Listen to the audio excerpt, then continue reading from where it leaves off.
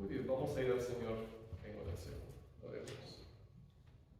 Padre, te pedimos, Señor, que en esta mañana tú nos guíes en nuestra lectura y nuestro estudio de tu palabra. Que seas tú, Señor, el que nos dé entendimiento y sabiduría. Padre, necesitamos, Señor, de tu Espíritu para enseñarnos, para darnos, Señor, la capacidad de concentrarnos y de aprender lo que tú nos quieres enseñar. Y esto te lo pido, Padre, en el nombre de Cristo Jesús. Amén. Poco antes de que yo naciera, mis padres compraron una mascota. Era un perrito salchicha que se llamaba Corky. Y ese perrito y yo crecimos juntos. Era como un miembro de la familia. Una de las fotos de mi niñez que tenemos es de una Navidad, cuando mis padres decidieron decorar el árbol navideño con galletas. Entonces hornearon muchas galletas en formas de hombrecitos de nieve y cosas así navideñas, arbolitos de Navidad, y los colgaron en el árbol para decorarlo. Y en esta foto, yo estoy, no sé, tendría 2 o 3 años, pero le estoy mostrando al perrito que no se puede comer los adornos del árbol de Navidad. Y no lo hizo. Era un perro muy educado. Pero llegó el día en que nuestro perrito Corky ya no pudo estar en la casa con nosotros. Porque a mi madre le diagnosticaron alergia a los perros. Y entonces el doctor le dijo que el perro ya no podía estar en la casa con nosotros. Y lo tuvimos que expulsar al jardín y el resto de su vida y se quedó en el jardín el perro. Ahora yo jugaba con él, yo lo sacaba a pasear, siempre le dábamos de comer, pero ya no era lo mismo. Ya no era parte de esa convivencia familiar que nosotros antes habíamos tenido. Ya no pudo ser parte de la familia como lo había sido antes. Y algo parecido sucedió entre nosotros y Dios. Pero de una forma mucho más profunda y más grave. Porque Dios nos creó para ser parte de su familia. Dios nos creó para que viviéramos con Él, para que tuviéramos convivencia, para que platicáramos, para que recibiéramos sus bendiciones, para que lo amáramos y para que recibiéramos también su amor. Pero algo vino a interrumpir esa convivencia. Nosotros pecamos y la santidad de Dios no puede tolerar el pecado. Es mucho más fuerte que una simple alergia. Ahora, en el caso de Corky, nuestro perrito, él no hizo nada para merecer ser expulsado de la familia. Él, por decirlo así, fue inocente, pero en nuestro caso fuimos los culpables de la separación. Decidimos por voluntad propia desobedecer a Dios. Y desde ese momento tenemos una inclinación. Todos tenemos algo en el corazón que nos aleja de Dios, que nos jala a querer hacer nuestra propia voluntad, que no quiere someterse a la voluntad de Dios. Y a eso lo llamamos pecado. Todos nacemos con eso. Y colaboramos, cooperamos en el pecado. Ahora, como hemos dicho, la santidad de Dios es mucho más que una simple alergia. Nuestro pecado no simplemente hace que Dios estornude o le da dolor de cabeza, porque Dios es luz pura. La Biblia dice que Dios es fuego. En Dios no hay nada de sombra. Entonces, cuando el pecado se acerca a Dios, el pecado tiene que quedar destruido. ¿Sí? A veces yo creo que pensamos que es que a Dios no le gusta el pecado, pero es mucho más que eso. Dios odia el pecado. La naturaleza misma de Dios destruye el pecado. Cuando el pecado se acerca a Dios, Dios no va a ser destruido. El pecado es el que se destruye. Y entonces, si nosotros fuéramos a acercarnos a Dios en nuestro estado de pecadores, terminaríamos también destruidos. El fuego de su justicia y su santidad y su perfección nos esfumaría por completo. Ya no tendríamos existencia. Pero aquí está lo maravilloso. Dios en su amor todavía quería tener una relación con nosotros. Entonces su amor buscó la manera de seguir estando en relación con los seres humanos. Ahora nosotros estamos llevando una serie de examinar los pactos que Dios ha hecho con la humanidad a lo largo de la Biblia. Y vimos el pacto que Él estableció con Adán cuando lo creó. Era un pacto con condiciones. La condición era que Adán y luego Eva no comieran del árbol prohibido, el árbol del conocimiento del bien y el mal. Y a cambio, ellos podrían vivir para siempre en ese jardín hermoso que Dios nos creó, Dios les dio. Podrían estar siempre en relación con Dios, tendrían acceso al árbol de la vida, entonces constantemente se estarían rejuveneciendo y nunca tendrían que morir. Pero cuando ellos pecaron, entonces todo eso se perdió. Perdieron el acceso al árbol de la vida. Perdieron la presencia de Dios. Y entonces, por miles de años, la humanidad vivió, pero solamente teniendo contacto indirecto y esporádico con Dios. Entonces vimos cómo después, en el pacto con Noé, Dios mostró que Él todavía, a pesar de la desobediencia, es un Dios de amor y un Dios de paciencia. Y colocó el arco iris en el cielo, prometiendo jamás volver a destruir el mundo con agua. Y dijo: lo sigo amando, aquí estoy todavía. Y luego, en el pacto que hizo con Abraham, prometió que le daría primeramente a Abraham y a sus descendientes físicos una tierra, y que les daría bendición, y que Abraham llegaría a ser el padre de una gran nación.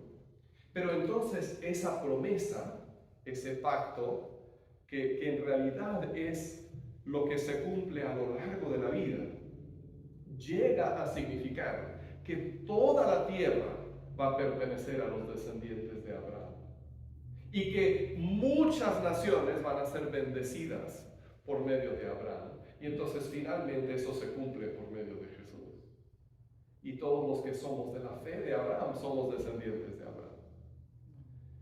Pero ahora llegamos a la siguiente etapa, es el siguiente pacto, pero es en otro sentido el comienzo del cumplimiento de la promesa que Dios le hizo a Abraham, el pacto con Abraham. Y este es el pacto que Dios hizo con la nación de Israel a través de Moisés. Ahora, después de lo que vimos la última vez que estuve con ustedes hace 2 semanas, la promesa a Abraham, los descendientes físicos, ¿no? la semilla de Abraham, se traslada a Egipto. 4 generaciones después, su bisnieto José lo lleva para allá, su tataranieto, perdón. Y en Egipto ellos se multiplican. Pero después de que pasan varios cientos de años, llega otro faraón que no sabía nada de José, y él esclaviza al pueblo de Dios. Y ellos, yo creo que conocemos la historia, ellos claman a Dios y le piden liberación, y Dios levanta a Moisés para sacarlos de su esclavitud en Egipto. Y entonces ellos cruzan el Mar Rojo, que milagrosamente se abre después de que Dios hace 10 plagas donde Él muestra su poder y su soberanía sobre los dioses falsos de Egipto. Bueno, son historias emocionantes. Pero por fin Dios los lleva a la misma montaña donde había llamado a Moisés a ser el líder que los sacaría de su esclavitud. Y ahí en esa montaña ellos se reúnen con Dios y Dios establece su pacto con ellos. les dice, les voy a dar esta tierra que prometí a Abraham. Voy a hacer que ustedes se sigan multiplicando, los voy a proteger, pero a cambio ustedes también tienen que hacer ciertas cosas. Nuevamente, como el pacto que Dios hizo con Adán, este también es un pacto condicional, tiene condiciones. Y entonces ellos ahí reunidos al pie del monte Sinaí, Moisés subiendo y bajando porque ellos le tenían miedo a la presencia de Dios, él les da las condiciones de este pacto que él está estableciendo con ellos. Y parte de esas condiciones nosotros lo conocemos muy bien porque se trata de los 10 mandamientos. Pero hay mucho más. Creo que si hemos estado en la iglesia por algún tiempo, todos conocemos algo acerca de esa historia. Pero lo que muchas veces ignoramos es el propósito. ¿Por qué les dijo Dios que fueran a esa tierra? ¿Por qué les prometió eso? O sea, ¿cuál era el propósito de todo esto? El propósito de todo esto era que Dios viviera entre ellos. Desde que Adán y Eva pecaron, Dios se había retirado, había hablado de lejos, se había encontrado con algunas personas, pero no había vivido entre la gente desde ese momento. Y ahora Dios dice, yo voy a venir a morar, a quedarme, a vivir entre ustedes. Me acuerdo de una ocasión en la que visitábamos a unos amigos y por casualidad alguien comentó que una presentadora de televisión, que en aquel tiempo era algo conocida, vivía al frente de su casa. Mira, ahí está la casa de ella, dijeron. Y de repente su vecindad, que me había parecido muy ordinaria y normal como cualquier otra, ahora parecía un poco más especial. ¿Por qué? Porque ahí vivía una estrella, alguien conocido, un famoso. Bueno, mucho más allá de una estrella, imagina cómo te sentirías si Dios mismo llegara a vivir en tu barrio. Que pudieras decir, sí, mira, ahí viven los González, ahí viven los Pérez, y esa es la casa de Dios. Ahí vive Dios, entre nosotros. ¡Qué gran privilegio! ¡Qué cosa más emocionante saber que ahí está Dios! Que cuando yo quiera puedo hablar con Él.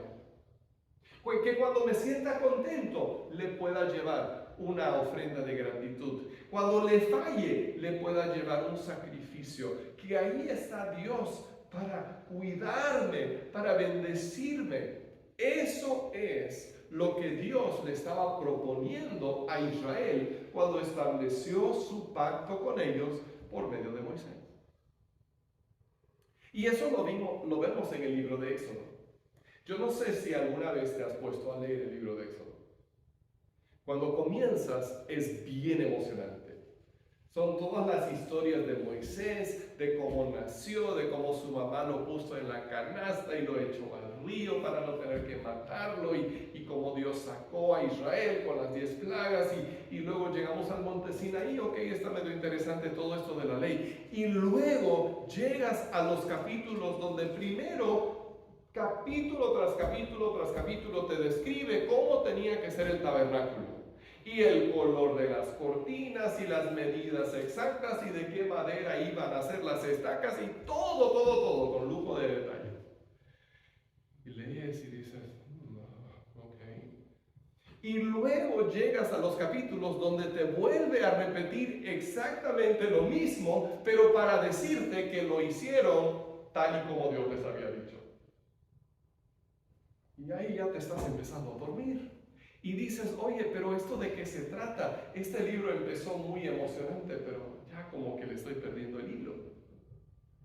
Pero precisamente el punto es ese, El tabernáculo era el lugar donde Dios iba a llegar a morar entre ellos. Iba a ser la casa de Dios. Entonces, todo lo que vino antes, todo eso de sacarlos de su esclavitud, todo lo de la ley, todo lo que viene antes, es para llevarte a ese punto. Aquí va a vivir Dios entre nosotros. Pero si eso iba a suceder, el pueblo tendría que ser santo. Porque un Dios santo no puede vivir en un pueblo que no es santo. Si un Dios santo llega a vivir en un pueblo que no es santo, le va a ir muy mal a ese pueblo. Va a terminar destruido. Entonces, en el pacto de Moisés, Dios les dice qué es lo que tienen que hacer para mantener su santidad.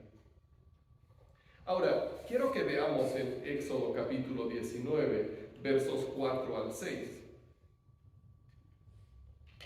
Precisamente este punto acerca de la santidad. No quiero que me crean nada más a mí. Veamos en la palabra de Dios. Dice: ustedes son testigos de lo que hice con Egipto y de que los he traído hacia mí como sobre alas de águilas. Si ahora ustedes me son del todo obedientes y cumplen mi pacto, serán mi propiedad exclusiva entre todas las naciones. Aunque toda la tierra me pertenece, ustedes serán para mí un reino de sacerdotes y una nación santa. Comunícales todo esto al pueblo de Israel. Dios le está hablando a Moisés. Now let me read it to you in English. Exodus chapter 19, 4 and 5. You have seen what I did to the Egyptians, and how I carried you on eagle's wings and brought you to myself. Now, if you will carefully listen to me and keep my covenant, you will be my own possession out of all the peoples, although the whole earth is mine, and you will be my kingdom of priests and my holy nation. These are the words that you are to say to the Israelites. Dios les estaba haciendo una oferta increíble. Les estaba diciendo: de todas las naciones que existen, ustedes van a ser mi nación especial. Voy a vivir entre ustedes. Van a ser mi pueblo, van a ser mis vecinos, por decirlo así. Pero tienen que ser santos. Si me voy a quedar entre ustedes, tienen que ser una nación santa, y ellos serían santos en la medida en que cumplían el pacto que Dios estaba haciendo con ellos y eran obedientes a Dios. Ahora, las condiciones del pacto comenzaban con la fidelidad absoluta a Dios. Dios les dice: no pueden tener otros dioses, tienen que ser mi pueblo y solamente mío. Y partiendo de ahí, entonces Dios les decía que también tendrían que ser fieles y honestos en su trato con los demás. La santidad era la relación exclusiva con Dios, pero también la sinceridad, la honestidad, la integridad en su trato con los demás. Honrar a sus padres, no mentir, no robar, no traicionar a nadie, no matar, no odiar. Tenían que hacer esas cosas para mantener su santidad. Y también les dice que hasta en sus alimentos tendrían que ser puros, que había cosas que comían y cosas que no comían. En su ropa tendrían que usar tela hecha solamente de una cosa, ¿no? De algodón o de lino, pero no podían mezclar, porque hasta en la ropa tenían que ser santos. Y incluso su ambiente tenía que mantenerse santo. No podían tener, por ejemplo, letrinas abiertas, porque eso podría ofender a Dios. Es decir, toda la vida individual y social del pueblo su vida espiritual, todo tendría que ser santo. Eso es lo que Dios quería. Pero Dios sabía que iban a fallar en algún momento. Entonces, para los momentos en los que fallaban, Dios también les proveyó el sistema de sacrificios. Y cuando hubiera algún pecado, la sangre de esos animales sacrificados servía para limpiar la contaminación del pecado. Así se podía volver a restaurar la santidad del pueblo mediante el sacrificio. Pero aún dentro de la ley especifica que esos sacrificios solo eran para los pecados inadvertidos. O sea, una persona que dijera, yo quiero pecar y me vale y luego voy a ir a ofrecerle un sacrificio a Dios y ya todo va a estar bien. El sacrificio no servía para eso. Era para cuando uno caía en pecado nada más. Pero no era para un pecado. La expresión es con la mano en alta. O sea, haciéndolo a propósito. Todo esto es para decir que Dios estaba haciendo un pacto con su pueblo que estaba entregado a Él. Y Él les ofrecía esta incomparable bendición de pertenecerle y vivir entre ellos, pero a cambio, ellos tenían que mantener su santidad. Ahora, lo triste es que el pueblo de Israel falló. De hecho, desde el principio fallaron porque todavía estaba Moisés en la montaña recibiendo los 10 mandamientos cuando ellos ya estaban haciendo otro Dios para adorar. Y ellos, a lo largo de su historia, continuaron con esa tendencia. Cuando nosotros vemos la ley que Dios nos ha dado en su palabra, que es perfecta, hay 2 errores que podemos cometer. Ellos nos demuestran el primer error. Es el error del legalismo. Es la idea de que Dios me dice qué hacer y yo con un gran esfuerzo lo puedo. Y ellos, cuando Moisés les dijo, esto es lo que Dios quiere que hagan, todos dijeron, prometemos hacerlo. Y al día siguiente ya estaban fallando. Entonces, si tú y yo nos acercamos a Dios diciendo, voy a obedecer, voy a ser bueno, yo mismo, con mis propias fuerzas, voy a obedecer y voy a ser una buena persona. Toda la historia de Israel y toda la historia de la humanidad nos demuestra que es imposible. No podemos. Entonces el legalismo es un error. Pero el otro error es el libertinaje. Este es el error de decir, bueno, pues Dios es un Dios de amor. No importa lo que yo haga, Él me va a perdonar porque Él nos ama a todos. Y eso es tomar a la ligera la santidad de Dios. Eso es pecar a sabiendas. Eso es ofender a Dios con nuestras actitudes. Pero nosotros tenemos algo mucho mejor de lo que tuvieron ellos. Porque nosotros, y esto lo vamos a ver en un par de semanas, estamos bajo otro pacto. Ese pacto era como una prueba. Era la forma en la que Dios nos demuestra que no somos capaces de obedecer.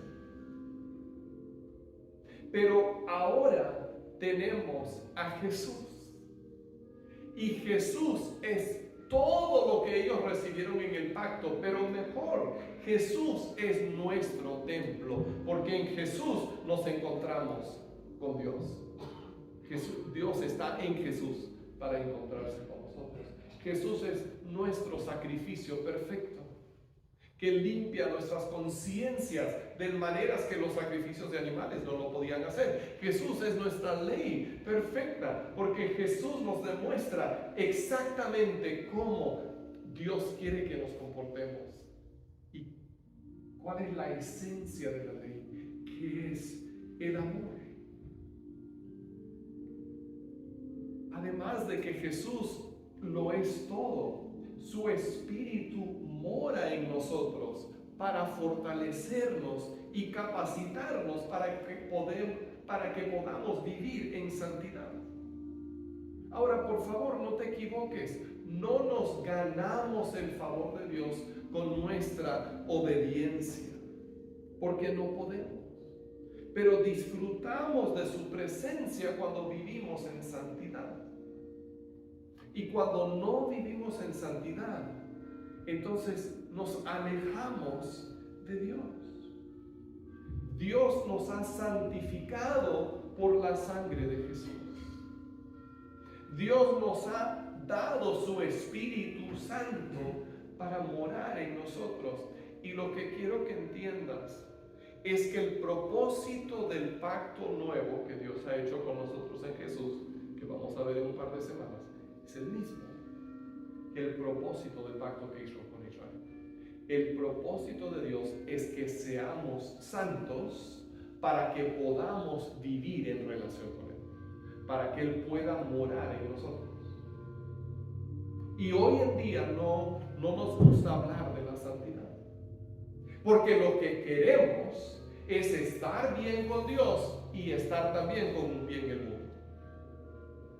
Queremos estar haciendo, bueno, no cosas tan malas, claro, pero bueno, algunas cositas medio divertiditas por ahí, y al mismo tiempo sentir que cuando nos muramos vamos a ir al cielo y Dios no está tan enojado con nosotros. Y cuando tratamos de hacer eso, vivimos en una tensión y una frustración, porque solamente podemos estar en comunión plena con Dios cuando vivimos en santidad, porque Dios es un Dios santo. Entonces, así como Dios llamó a su pueblo de Israel a vivir en santidad, Él nos llama a nosotros a vivir en santidad.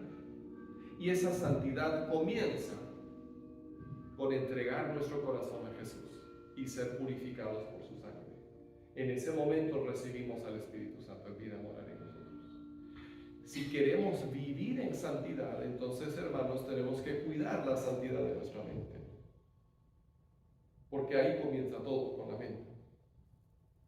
Si estamos dejando que entre en nuestra mente cosas que no son de Dios, entonces vamos a contaminarnos de esa forma. Ahora, es imposible no ver, no sé, no estar manejando por la calle y no ver en un anuncio alguna mujer semidesnuda.